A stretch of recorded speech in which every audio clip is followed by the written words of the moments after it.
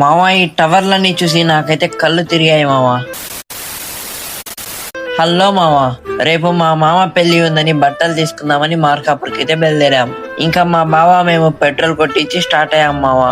రేపు శ్రీశైలంలో PM Modi meeting ఉందని బస్సులు అయితే ఇన్ని వెళ్తున్నాయి.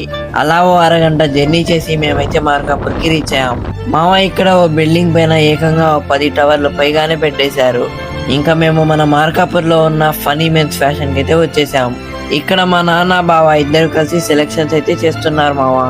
ఇక్కడ మాత్రం రీజనబుల్ ప్రైస్ లో బట్టలు అయితే దొరికేస్తాయి. అందుకే మేమైతే ఇన్ని తీసుకున్నాం మావా. ఇక్కడ ఎప్పుడు బ్రాండ్ న్యూ కలెక్షన్స్ తో స్టాక్ అయితే ఉంటుంది. ఓసారి విజిట్ అయితే చేసేయండి మావా. ఇక్కడ నా సైజ్ అయితే లేవంట, అందుకే మేము కమలాకైతే వచ్చేసాం మావా. ఇక్కడ లిఫ్ట్ ఇంత రెడ్ గా ఉందంటే ఇంకా క్లాత్స్ ఏ రేంజ్ లో ఉంటాయో.